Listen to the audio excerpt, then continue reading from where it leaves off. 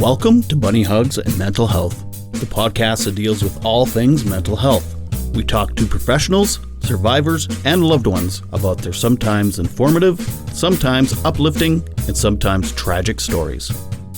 I'm your host of the show, Todd Rennebaum, advocate, recovering addict, experienced sufferer of depression and anxiety, and author of the children's book, Sometimes Daddy Cries.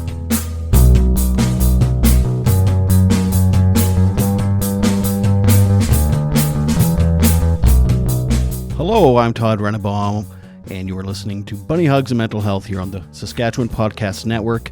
Thank you for listening. Thank you for comments. Thank you for rates and reviews. Thank you for following and leaving comments on my social media.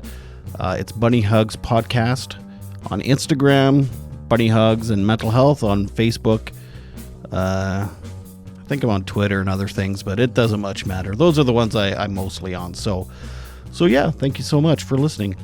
Before I start the episode, I just want everyone to know that on Monday, May 9th, I am going to be doing a webinar for the U of R Students Union. That's the University of Regina. And everyone's welcome. So if you would like to check that webinar out, it's all about mental health. I'm the guest speaker, and you can hear all about my story on Instagram. Go to Regina Students Union, follow the link in their bio, and you can register and have a nice few hours of mental health webinaring. Next week, I am speaking with a young lady. I find her quite funny. She's not a stand-up comedian or anything. She's just got a really great sense of humor. She is a queer woman. She is from Seattle. I'm not sure where she's living currently. Her name's Katie Herzog. And in 2017, she wrote an article for a paper called The Stranger in Seattle. And she ended up being canceled because of that. Sort of. She got a lot of hate mail, a lot of online stuff, a lot of stuff in her city. You'll have to listen to the interview, but she now is on her own podcast called Blocked and Reported, and there's even been an article about her in the New York Times. So I'm going to talk to her about what that's like going through something like that, being canceled, or I don't know what you want to call it, being woked. This week I'm speaking with Christian Lillington. He was in the military for 26 years. And he's gone to I think 3 different deployments over the 26 years in different places on Earth. He's now suffering with complex PTSD, and he's written a book, Parade State Zero: Leaving Military Leadership to Survive. I suggest you find that book online and buy it. Christian's now retired. He retired as a high-ranking guy. I don't know military ranks very, very well, but he was basically running his own base, so that's pretty high. So anyway, you'll hear all about that in this interview. So, without further ado, I give you Christian Lillington. I grew up in a small fishing village in Cape Breton, Nova Scotia. I moved between villages. My parents divorced and remarried when I was about 10 years old, but I essentially stayed in that same community, which was a very small community. Did that until I was very competitive in high school, played all kinds of sports, but didn't really do anything militarily because of where I lived was so remote that there was nothing close like cadets or reserves and things like that. I had very supportive parents my whole life with everything that I had, and I was a pretty high-strung person. I was just, joking about energy, but I definitely had energy to bottle when I was a young fella. And then I sort of, because I was so competitive and wanted to be in a sort of similar culture and lifestyle, when I was 17, I applied to be in the military. And that's kind of when I left the island. When I was 18, I left Cape Breton, and I never really have gone back, essentially, other than to visit, because my life was sort of in control with the big military machine, as it would be. Right. What made you kind of decide military? Was there's a lot of people from the East Coast that joined the military. Was it just something you've heard from other people that sounded interesting? Yeah, well, I had older brothers and sisters, and they had gone to the university and paid, exorbitant amounts of money for things they weren't necessarily 100% sure about at the time. And I thought, if I have the opportunity to have my education paid for and do something I think is up my alley as far as, interests and temperament, etc. I just leaned on that. Like I had my grandfather was in the war, etc., but I didn't have anyone in my immediate family who were military. So I was kind of putting myself out there. It was an unknown for sure. So once you joined the military, did you instantly feel like you were in the place where you should be? That's a really good question. I think yes. I went to the Royal Military College of Canada, which was a very competitive environment as far as universities go because it's all military. Is that Kingston? In Kingston, Ontario. Yes. Okay. Yeah. Exclusively. I know at the time when I started in the military in 1993, there were other colleges. There was one in Victoria and one in Saint Jean, Quebec. But no, so now my PTSD is affecting what the question was. But it's going to be a long interview. It is going to be a long interview. This is great. It's a great start. This is Mental Health 101. But no, I went there and I felt like I fit in, if that's kind of the question. But I wasn't the best. I grew up always being the best in my class, highest average, captain of this team, captain of that team. Really small high school, but still. And then I went off to military college and I was now just a normal person, right? Or below average at first, if anything, right? And so I felt like I had to attain some sort of greatness. And so that made me aggressively more competitive because it breeds, the culture itself breeds that competitiveness, that wanting to always be at the next level, at the next rank, at the next tour, at the next opportunity, Mm-hmm. I have a friend that got a full scholarship to Kingston through the military, and he went in 96, I think. And same thing, like he was the smartest guy in school and whatever. And then once he goes to a school like that, he's like, oh, damn, I'm not king of the pile anymore. I have to actually compete a bit. So that's an interesting answer. How long were you in the military before you actually started doing any kind of deployments?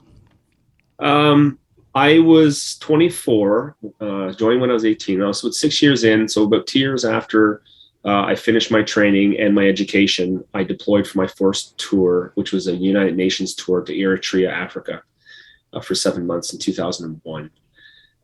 So I was very young, and it was a tour that is normally kept for people with more experience because you see so much and you're unarmed and you're expected to do so much.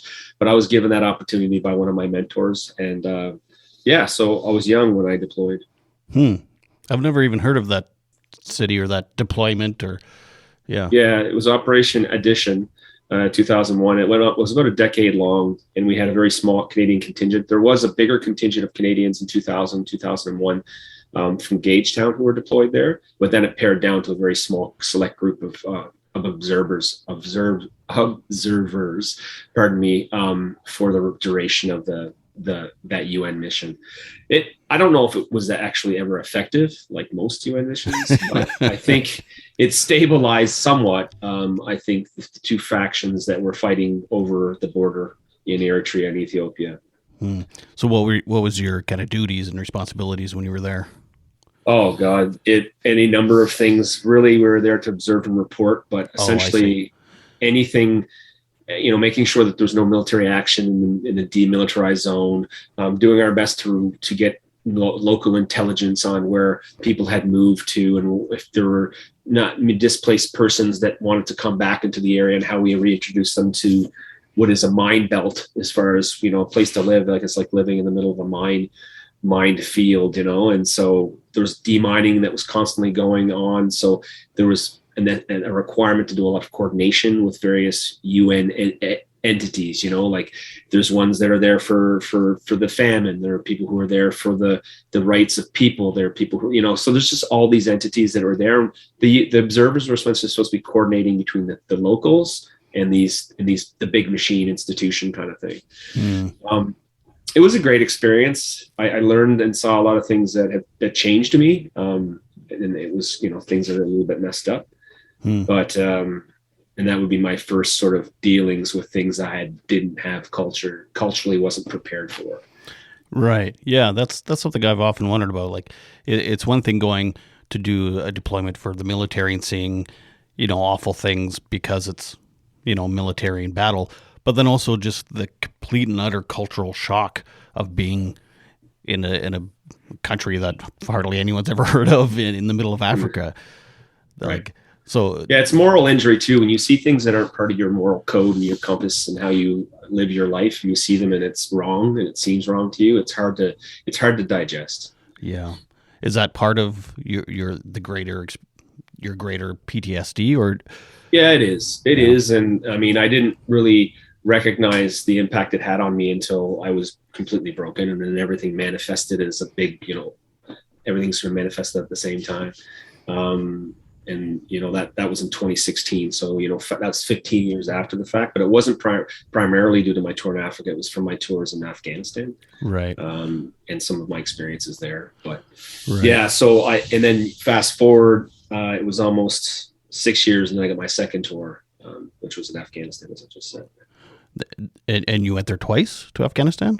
Yes, I went to Afghanistan the first time, 2006, 2007, as a staff officer within the bigger headquarters of the Joint Task Force, and I returned back as a combat sort of leader in 2010 for 7 months, as a reconnaissance squadron commander. So I had about 115 soldiers under my command in combat. So that was sort of where a lot of things happened that kind of changed the way I am.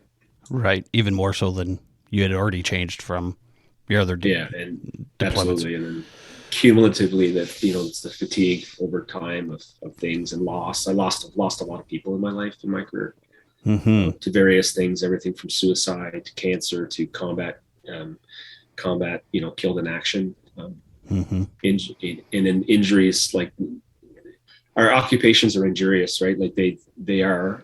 It is known that when you're in the military or you're a first responder, that you are most likely going to contract some sort of, illness or contract, like you can get it, but it's not in the air. But you understand what I mean, that it's presumed that you may have a mental health injury. But I don't think we still do very well at managing it, nonetheless. Right.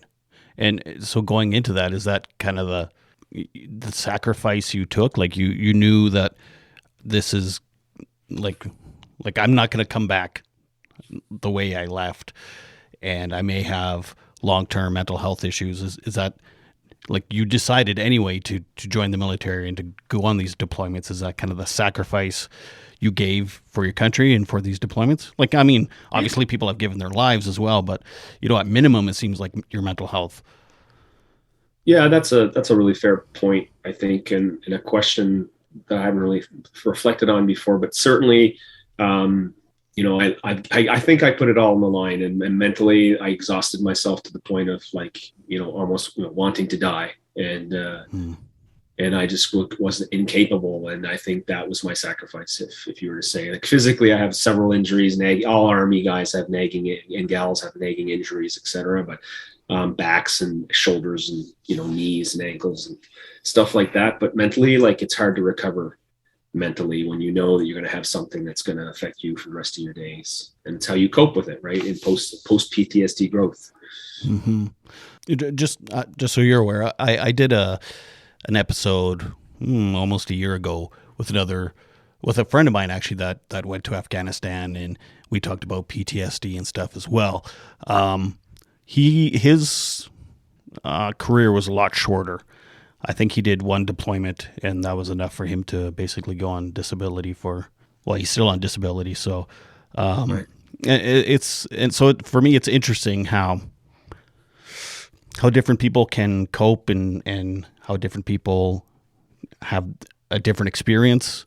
And it's hard. Yeah, I mean, you can't compare pain. You can't compare trauma. You can't compare even. Yeah, you definitely shouldn't. I know what you mean, but I know Yeah. I know what you're trying to say. And yeah, I definitely don't believe like that just because someone had a short duration. If it was intense and it was acute and it was like, like it can be just as hard as, like, I called mine like a slow burn, right? I just, over time, was like, I just eroded and eroded and eroded. Whereas I've seen and had soldiers with me that it only did an initial contract of 3 to 4 years, and they're equally just as broken mentally as I was, because what they saw and what they endured and experienced was, it was intense, and it was a short duration, but it was during their formative years, in their early 20s and stuff. It really affects people. Right. I had already been matured, a bit in the military by the time I went to Afghanistan. I was 30 the first time I went, and 36 the second time, I think. And I had already seen some things and experienced loss. And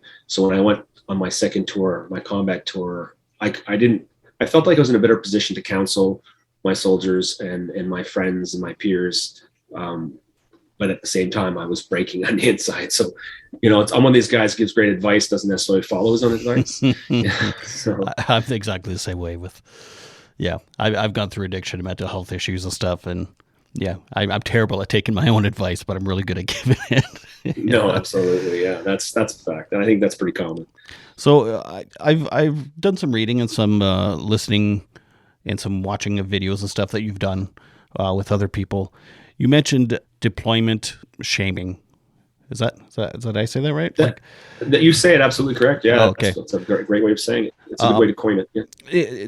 Is there the same thing with like with PTSD? It's like, I did 29 years and I did 7 deployments and all this stuff, to someone who's, did one deployment and they didn't even see a whole lot of action or anything, but they had to go on, disability. Yeah. I think I call it mental health snobbery, actually, when people try to say one up, and it's the trauma comparison. It's always got to be the, harder and darker, and my experiences are more horrific, and my nightmares are worse than your nightmares. Mm-hmm. I think people like that, people who continue to be like that, who have PTSD, are still they're still very injured, right? Because I think as you progress as you learn to develop strategies to manage your emotions, your emotional regulation, your window of tolerance, as people like to call it. I think as you, if you start, growing with therapy and with, peer counseling, etc., I think you don't necessarily give a hoot if a person did 6 months and is injured, or if they did 35 years and had 8 tours and they're injured. Because like I had mentioned earlier, I think I was a slow burn. I didn't see combat straight in my face kind of thing. I made decisions that took lives, but I didn't necessarily pull the trigger.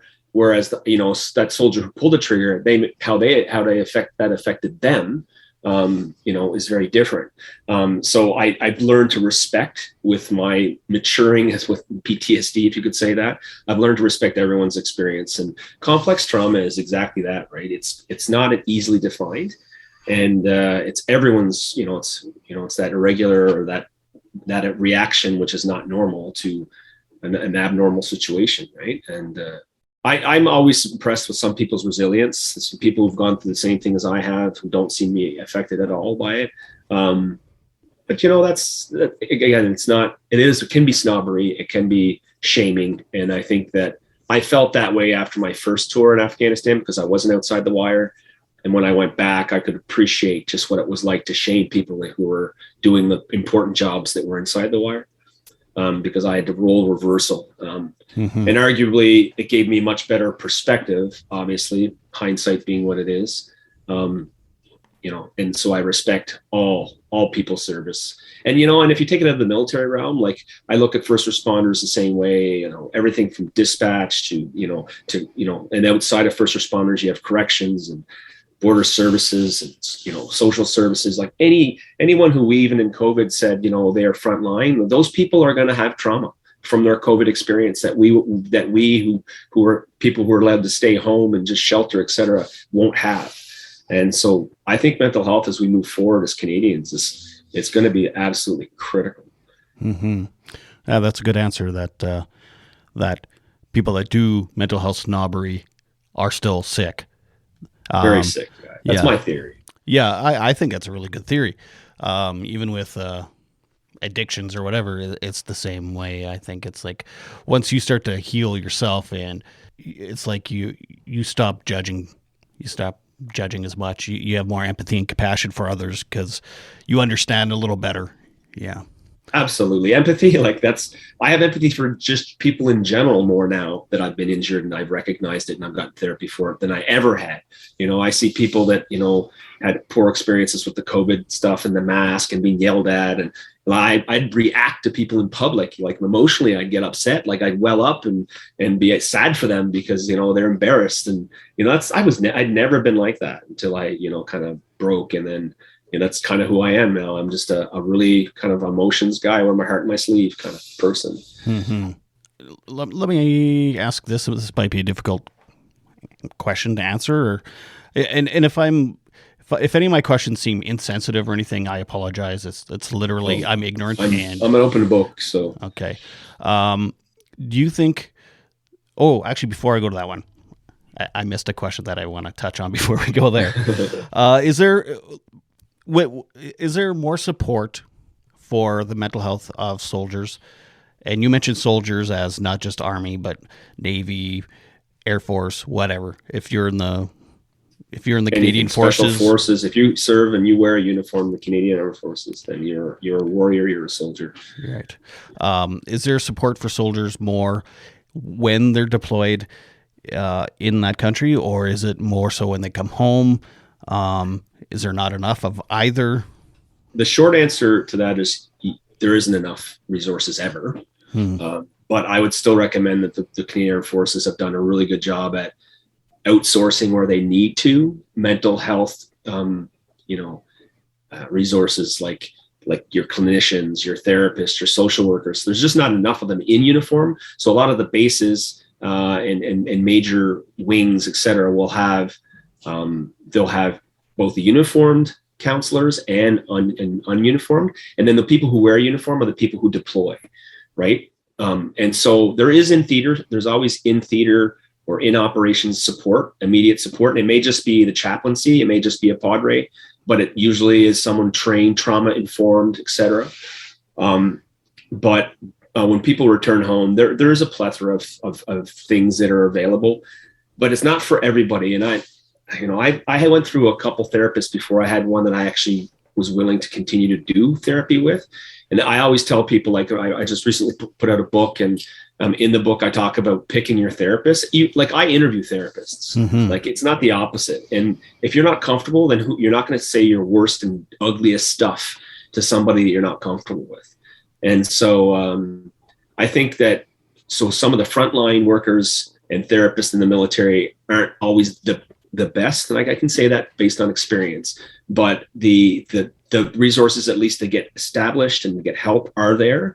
And then you can get referred out if you're not comfortable being, for example, going to the mental health facility on a base. You don't want to be seen there because of the stigma, et cetera. They do a really good job now compared to like 10 years ago, even of getting people the support they need. Like, I think it would be unfair to the military in this day and age to say that they haven't made advances, because I think they're still ahead of a lot of the first responder community, especially policing, when it comes to that tribe, that ability to fall back onto somebody who's going to provide support and hopefully not further injure you by saying mocking you or saying that you're not injured or you're making it up or anything along those lines, So I think you can never have enough, but I think what they have right now is a structure is consistent, and it provides at least the baseline support that people need. It not the specialized like programs and stuff. Those things are all outsourced to like professional institutions, but at least they have that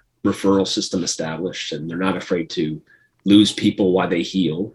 Whereas like if you had to take a break to go off for a 2-month program, like 10 years ago, as I mentioned earlier, that would have been a game changer for your career. Right. And speaking of that, is there pressure to not open up about your mental health as a soldier? Maybe not pressure from the military, but whether it's stigma or whatever, to like just you mentioned one time it's like keeping the beach ball underwater. Is there that pressure to keep your career going and keep that down, or is it encouraged to speak openly? No, it's still, I can hand on heart still say that the military is still pushing that beach ball underwater. until it some sneaks out and your grip loosens and it pops out of the water. It surfaces and manifests itself in really ugly ways, and like public displays of drunkenness and, violence domestic violence and things that are like out of character for people, that it's because they're so, messed up. And I'd use a more colorful term, but they're just so fucked up that, that they just, it's too late. It's almost like it's too late. Damage is done.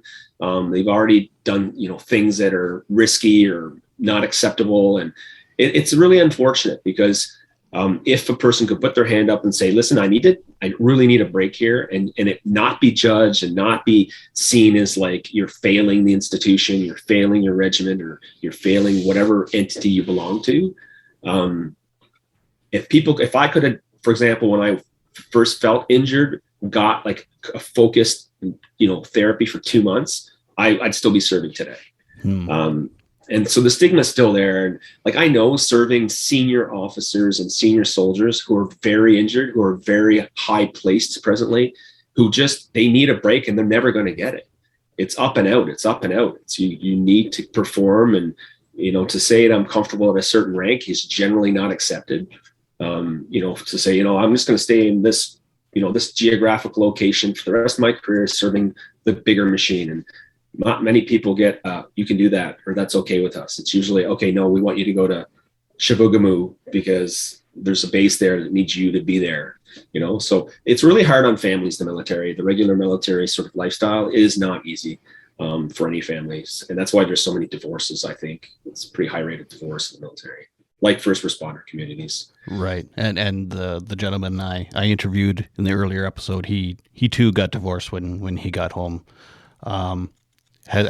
So it affected your marriage and your children's lives as well? Yeah, absolutely. I mean, absolutely 100%. So my first marriage failed completely. It was really ugly. And, I'd go back in combat before I get divorced again, is what I tell people. Like, and, it's better. It's much better now, but like just going through that was pretty horrific. And then, and my kids have been affected by my cumulative trauma, because it started to surface in really bad ways, right? Like I drink a lot and to numb, and I'd work even more. I just start working and I go to work at like 2 a.m, when I'm only supposed to be there at 8, just insane sort of, just behaviors, avoidance, in isolation in a weird way. And sort of, I'm out in public, but nobody knows my ugly secrets. Knowing what you know and living what you've lived, do you have any resentments toward the military or regret ever doing the deployments? No, absolutely not. I wouldn't change anything with how I've made my way through this, sort of navigated this path, which is not a straight line. I don't have resentment in the sense that, they didn't do something. When I put my hand up and finally came forward, I was given therapy that I don't think the average soldier was afforded, like, because I was a high-ranking person at the time. I was in charge of a base in Ontario. I got whisked away to like these institutions which are all specialized in treating PTSD. So I got good treatment that way.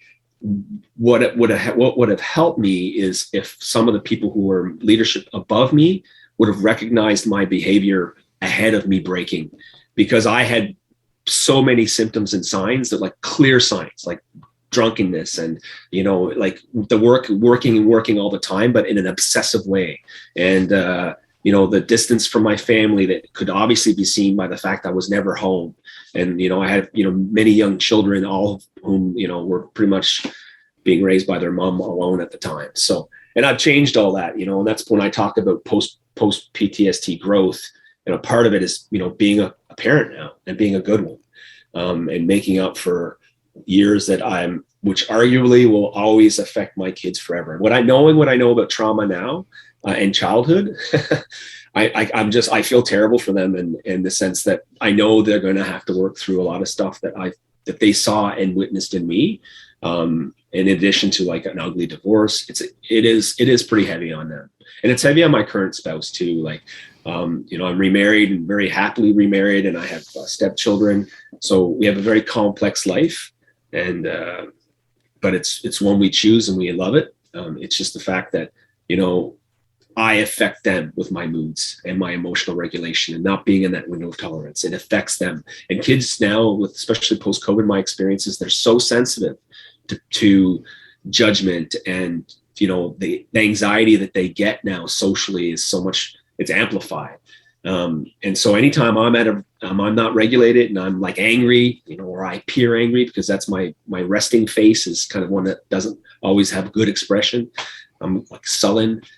Yeah, it affects them. It affects their mood, right? Then they don't feel safe, right? And when kids don't feel safe, they don't have structure and predictability and that kind of thing. It affects their development. And yeah, absolutely. Like my oldest and we had a falling out. We've recovered our relationship, but I totally understand why she tried to distance herself from me in a time when I was really, really, really messed up. How old is she? She's 20 now. She's 20 now, and she's in university and very, very successful at what she's doing, and a strong, independent woman. And makes me very proud. Yeah, it's. I believe I probably caused some future therapy for my children at times too when I was going through my darkest hours. But at the same time, it's like I've also given them that opportunity in their young life to understand mental health better than, say, some family that didn't have mental health issues in their family. So ultimately, I believe you've actually taught them compassion and empathy, and built a nice base for them for when they do have mental health issues as an adult, as opposed to what we had to go through and just had no idea. And now you're mid 40s and suffering. Yeah. So no, that's a fair comment too. Yeah, no guilt. That's a fair comment. They are much more sensitive and much more open with how they're feeling, when they're feeling, why they're feeling a certain way. And that's a testament to sort of me telling them and not lying to them. Like, I don't believe in how you're doing it. So it's never always I'm okay or I'm fine. Those aren't answers. Mm-hmm. So I'm really, I'll tell them if I'm tired or if I'm off or I'm feeling sad or I'm feeling like anniversaries are hard on me, like most people, like of deaths. And so yeah, they're very good to me. All of my children, both stepchildren and my children that I have half the time, like they're good to me. So I'm a lucky father that way. Good. So the question I was going to ask earlier, do you feel like you've lost more friends in battle or through suicides? It's definitely suicides. I've had a lot of experience with suicide in my life, unfortunately, including trying to take my own life. Right. A couple times. I'm past all that. I choose life. But yeah, unfortunately, a lot of the people I've lost in my career have been to suicide, some in country, like home here in Canada, and others while deployed. And, it was never, you kind of thought you could explain or understand why they would do such a thing. But I didn't understand until I tried to take my own life and was disrupted. That's when I started to understand like suicide and why people like just can't friggin' do it anymore. Like they just can't. And I've been there several times. Thank God I'm past that point in life. But when I was there, it was really dark. And you start to think like, is the pain worth it for everybody? And it can really overwhelm you. Like even in talking about it becomes overwhelming. Yeah. It's factual. I find it, I don't know, I find it fascinating that you hold no grudges towards the military, yet so many people that have lost their battle with PTSD and depression because they chose the military. Like, I know it was their decision and stuff, but I don't. For me, I'd have a hard time not to have resentment, I think. Yeah, I'm not going to say I don't harbor a little bit, like deep down, like a resentment for certain things, events that happened and how it was managed. Right. Every time there's a suicide in the military, they do what's called a board of inquiry, and to look at the sources of what happened, where was what failed in the system, and they're very private, and getting access to the results is usually very like difficult, and that's my experience with it. But I just don't think we do enough with it, right? The information. And because mental health is still, a genie in a bottle for the military, it's still not quite understood. They still struggle on how to avoid these things, how to avoid suicide, how to prevent it, and how to manage it. And I dealt with it firsthand when I was in charge of the base, and I also had it happen to me when I was in charge of squadron. But I also had my friends and peers, some of whom took their lives, who were very successful, like doing extremely well. All signs said they were happy. They had a happy social media life, right? Which means everyone's happy, right? Because if they're on social media and happy, then clearly they must be happy, Right, which is yeah. the joke, Yeah. right? So it's, it is still a problem. And yes, I had lost several soldiers in combat and friends in combat, but suicide's still, I think, the number one killer of soldiers when they have trauma. So what does treatment look like for you? Is it mostly talk therapy, or is there um, cognitive behavioral therapy, or? Well, I've done so many modalities. I could start listing them and just using acronyms, but I don't want to lose anybody. But I do most talk therapy, but I do therapy at various levels. I do it for my family. I do it for myself. But I also am very fortunate to have a good psychiatrist in my life. Yeah, I always struggle with that. So I'm very fortunate to have a good team of mental health workers. But I also rely heavily on peer support groups. I really believe in that. That was sort of a bit of a turning point for me. I did a program called Veterans Transition Network in 2018, and it was my TSN turning point, my game changer for me as far as managing my most traumatic events and sort of taking the energy that's always surrounded those events out of them and sort of making peace with them in the best way possible, knowing that in each of those events, I lost people that are forever gone. Mm-hmm. Never forgotten, but forever gone. And so, yeah, that's sort of my short answer to that. So it's a bit of a balance you find with peer support and working with a professional. Working with professionals. Yeah. And I'm very, like, my wife is extremely supportive. She's an ex-police officer, so first responder, and she has PTSD, so she gets it. So like having her in my life has saved my life. And I make no bones about that. That's a fact. And she's like my number one fan. And so that helps because, I don't know if you know this, but I assume you do, that like the confidence is the first thing that you lose when you get trauma, and certainly when your career stops and you transition and you lose a whole circle of people and friends. And yeah, it can be really shocking, to say the least. And lonely, perhaps? Lonely, and it's lonely to be a leader in the military. So you go from being lonely the higher you get up. And then, in command, it's terribly lonely in the sense that, like, when I broke, I had to tell my subordinates because there was no one above me at that point. I needed to go down and see a physician's assistant and say, like, I am all messed up 3 ways from Sunday. You need to help me. But also when you get out, you're right. It is extremely lonely, and it's a very independent experience, right? You can't even counsel people on what it's going to be like for them because it depends on how they react to the fact that they're, moving into a different, retiring medically or transitioning into a new career or whatever they're doing. It's going to be, something that not necessarily that they want either, right? Like, I was good at what I did. I think I was very good at what I did, and I wanted to do it, but I didn't want to do it if there was limitations put on me because of my mental health. When I wanted to do it completely, I didn't want to be accommodated, is what they call it. I know that they work hard at being adaptability and stuff in the military and trying to make sure that they can keep good people.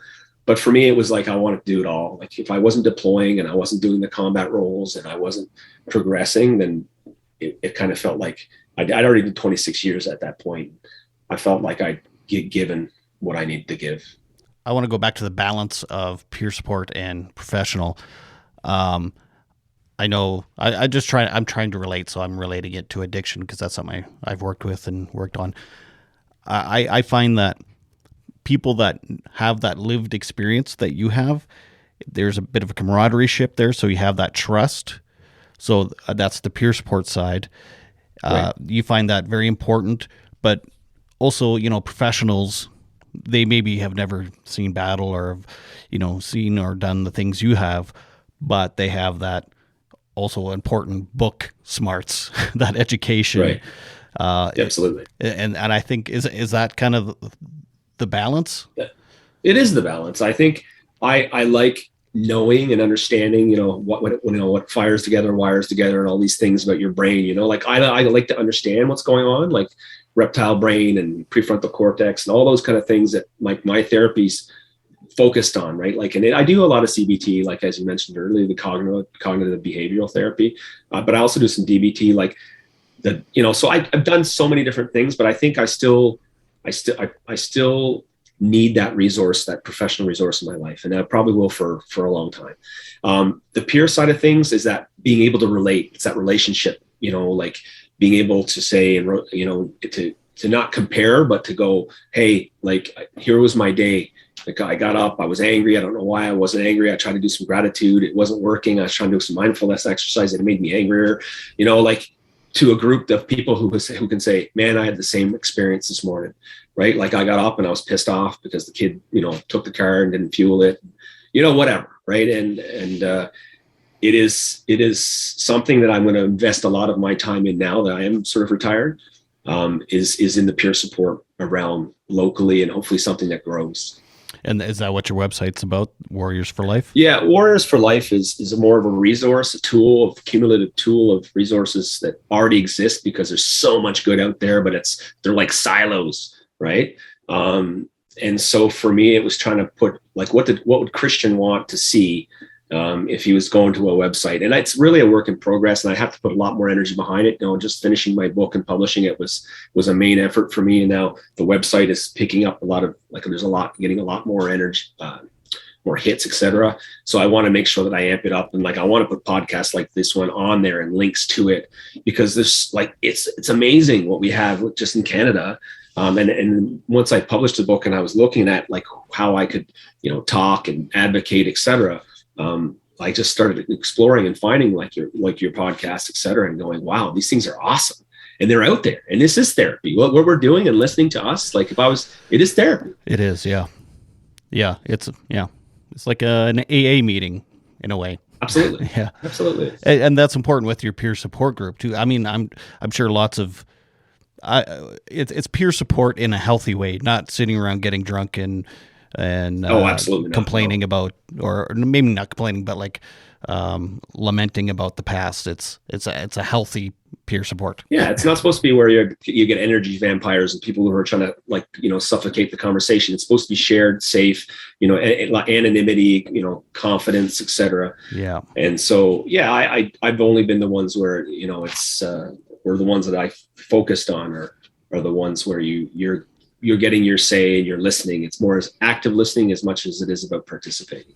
Right. But that common feeling is there generally. Right. So writing your book, was that somewhat of a therapy session for you as well? Oh, absolutely. It was very cathartic. It was actually it was my goal in doing the book was to get myself to become the most self-aware I could possibly be based on my complete life experience from when I was born to just recently in January when it was published. I had everything in there. It's definitely inclusive of those dates.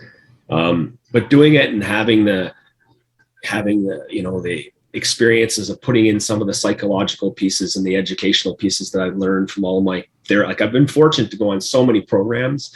I'm kind of been spoiled. If you look at militarily at like what people get for opportunities, I was given 2 opportunities to go to Homewood and Guelph, Ontario. I did 3 formal programs, 2 that were sort of experimental and in development programs. Like it just, and some were, and they were all good, and I took good from all of them. But 5 years ago, when I started, almost 6 years ago, when I started writing the book, I thought it's going to be a work in progress, and it became a bit of an albatross at first, at the end, because I started to get heavy because some parts of the book are extremely heavy, and then I'd regress, and I'd have episodes more frequently, and then my poor spouse, I put her through hell and back with just trying to get myself regulated. And part of publishing the book was to get past it all. And I definitely, the success was publishing it. It's almost 800 books out there now and growing. And it's, I'm sort of loving the opportunity to continue to help. But the whole intent of the book is to say that there is hope. There is such thing as post PTSD growth.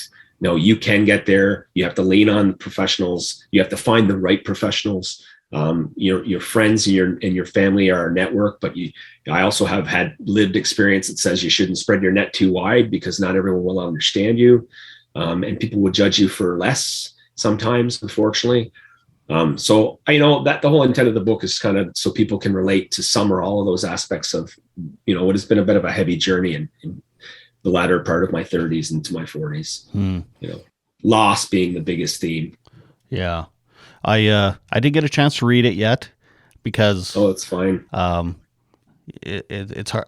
Well, for one, because I think I have ADHD, it's hard to just sit and read a book.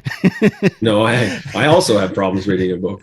And the other is just the timing from when the book would have arrived to when the interview was, it would have been difficult to. Oh no, absolutely. But I do want to. I certainly want to read it. It might take me 3 years to read it. Yeah, well, it took me almost 6 to write it, so I can appreciate that. And it my spouse edited it. She went through it, Kelly, and so she's been through the book like 5 times more than I have. Right. So yeah, she knows every page and what is on it. So I wrote a kid's book. Sometimes Daddy Cries. It's called. That's awesome. Actually, one of my future plans is to do a kid's book. That's amazing. Well, that took me 4 years. It is, it's just I want to say a simple kid's book, but it's any book is not simple, but absolutely not. It's 30 pages with a couple sentences on each page. It still took me 4 years. So I can imagine a full length novel. Is it a novel? Is it considered a novel? No, it's kind of like a memoir, I think. It's like first person. Yeah. Right. And so it's like an open journal. A lot of that stuff that's in the book came from my journals being on operations, also at home in Canada. So I used a lot of photos to help guide me because I wrote the book like as a skeleton and then I filled in the blanks. I kind of did it like a military estimate because that's what I know. Right. So I leaned on what I knew and then I used it almost as a pictures as the guide and then titles and subtitles. And then I just kind of wrote. And then sometimes I was super angry and I'd have to tone it down, or my wife would have to say like, whoa, like this is super like off the map. Like you talk about resentment earlier, like there were times in the last 5 years where I had been super resentful. I'm in a different place now. Right. But it doesn't mean that I have never had resentment. I don't hold that anymore. Yes, I was extremely angry with the military and all my leadership for a very long time. And I felt the wrong done by for many things in my 26 years. But through the process of retirement and transitioning, I realized actually I had a very good career and had a lot of mentors and guides and guidance along the way. I just didn't always listen or see the signs that were given. Right. So that resentment is a bit like mental health snobbery. You were still sick. Yes. Right. Yeah. So yeah, absolutely. Yeah. Well, I mean, I don't know how long it takes a normal person to write a book, but I think 6 years is good for. Yeah. I was going through I went through some pretty intense, periods there of like my health not being on, both my physical health and mental health not being in check. And you asked earlier what I do for therapy, and I didn't explore, like I do a lot of fitness that keeps me on target. I do cold water therapy as well. I go in Georgian Bay at all times of the year, including the winter, as long as it's safe. I'm eventually going to get a cold water dunk tank, but I do all kinds of things for my sensory, for the parasympathetic nervous system, etc. Mm-hmm. So I've been given a lot of good tools for all these programs I've done, but I'm also very interested in what's out there. And that's another part of writing the book. Was at the end of the book, I've tried to put it's almost like a resource of like, different modalities and what's worked and different therapies and what I, it's everything is in there. There's no limits. So like if it's something that will help with your trauma or complex trauma, it's been listed there. I suppose one reason you tried so many different modalities is maybe, I don't know what I'm trying to say here. You graduate to another modality to help or something. It's almost like you have to do them in stages. You can look back and decompartmentalize your trauma and how the different modalities may or may not have helped. Someone came in. Who was that? Your wife? No, it's my daughter. Oh. No, she doesn't know what to do. It's fine. Yeah, we can work through this technical difficulty. Hey, this is pre-recorded. I edit, so it's fine. So what's the name of your book? We haven't mentioned the name of the book. So the name of the book is Parade State Zero, Leaving Military Leadership for Survival, or to Survive. So the whole premise of the name of the book is that in the military, every day they have what's called a parade state that says who's effective for battle and who has been out of battle and why they are, where they are, etc. And by saying that parade state zero, meaning that I am no longer fit for battle as a leader, because usually the first number on the parade state is for the officers who were present. And as the highest ranking person at the time of my base, I had to leave just to survive. Which leads to this sort of subtitle, which is leaving the military to survive, military leadership to survive, actually. It really, that kind of, the name of the book talks more about the last part, the end of my career. But the whole book itself is my life in a bottle, over several chapters and different era, this decade, that decade. And then the last part of the book is more like what I learned through all the programs I've been fortunate to have been on. I think it balances itself out. I'm pretty proud of it in the sense that I got to the end. I call it perfectly imperfect because it still has spelling mistakes and the odd F-bomb that probably could have been cleaned up, but it's raw in some places, as I like to tell people, but I think it's going to hopefully achieve the aim of helping people. That's the whole intent. Right. Raising awareness. I think as long as it's sincere, then that's all you can hope for. So, well, I put it all out there. I did as vulnerable as I could be in that. Yeah, honestly. Yeah, that's awesome. Do you think there's a lot of military people that had a slow burn with their PTSD? Is there a lot of higher ups or a lot of people that retire and then deal with the PTSD? Oh, absolutely. That's a fantastic point because on previous podcasts, I had alluded to the fact that I think a good large portion of the senior leadership in the military live with mental health disorders and mental health illness that won't come forward because of the fact it will full stop their career or divert their career in a direction they don't want it to go. And what happens is it manifests itself in really, really ugly ways when they leave the military. And they crash hard. Like a lot of people actually die, whether they take their lives or they just don't know how to function. And I'm not trying to be morbid or to be drastic, but a number of people I've known have just not been well. And they fought having it being recognized when they served, and trying to sort it all out when you retire it's almost impossible. So I was afforded the opportunity to get a lot of help while I still served at the very end before I transitioned. So I kind of had a meshing of an overlap of care, which just afforded me more support. Not everyone gets that. That's a bit of a dream, kind of treatment. So in that respect, I have a lot of gratitude for the people who helped me along the way. That should almost be mandatory, that if you know you're going to retire in about a year's time, you start nipping it in the bud a little bit. Absolutely. And you would think that would be sort of the norm, especially because you're transitioning from such a drastic sort of lifestyle. Like you're going from 100 miles an hour every day, all day to almost full stop and choose your own adventure. So, I mean, people who aren't in the military who retire have mental health issues. So I couldn't imagine, accountants, who retire have trouble coming to terms that they've retired. So I can only imagine higher up military. A lot of people, the whole joke is a lot of people think that they're going to, retire on the golf course and that's going to fill the everyday. We live in Canada, 8 months of the year, there's no golf, right? The geese are confused the other 4 months. So, it's just one of those things that you filling your space when you've worked so intensely, it becomes who you are. That's right. It is your identity. And that part of my book talks about an identity crisis. And I went through it, and I'm hopefully at the tail end of it, but I think everyone goes through it, and it doesn't matter what rank they are.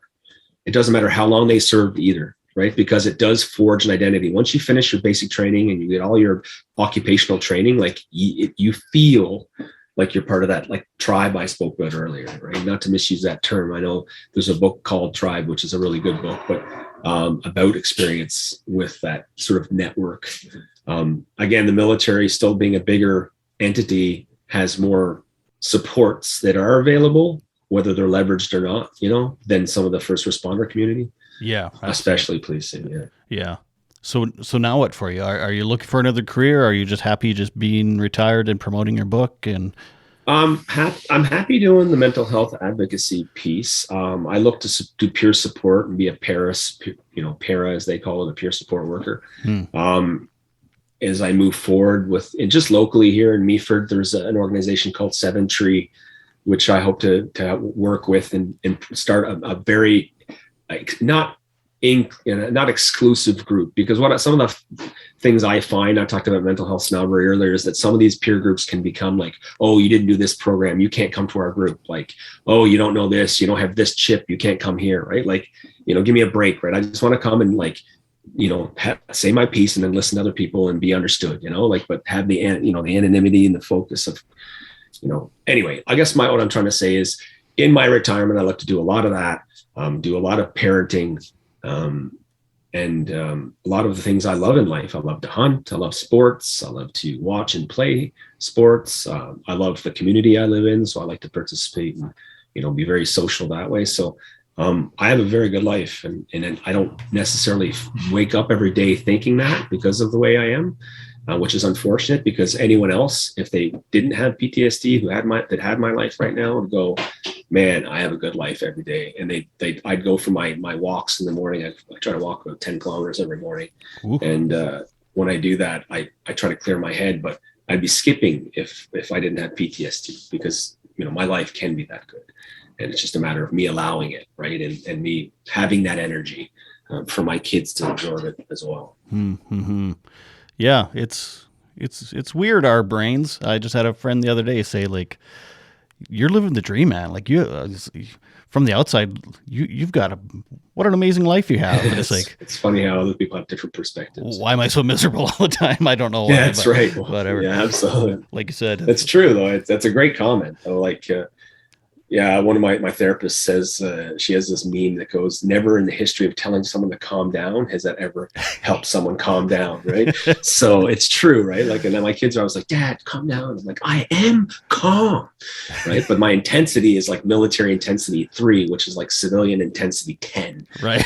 So I'm still adjusting to that kind of stuff. That's for sure. So you're like a military minus 10 right now. Well, I hope to be, yeah. In this conversation. Yeah, no, that's the goal, is not to be jacked all the time. Thank you so much, Christian, for being so vulnerable and brave, and for your service, and for the book. I suggest you go out and read it. I know I haven't read it yet, but it's going to be good, right? You listen to the interview; it's going to be very interesting. And thank you for all your service in the mental health field now, with peer groups and all that you're starting. So that's that episode. Don't forget, next week I'm talking to Katie Herzog, who was canceled, and we're going to be talking to her about some of the mental health issues she had to deal with while going through that. So that's it. Thank you for listening, and please subscribe, rate, and review however you are listening to this podcast. It only takes a moment, and it really helps the show out with getting noticed.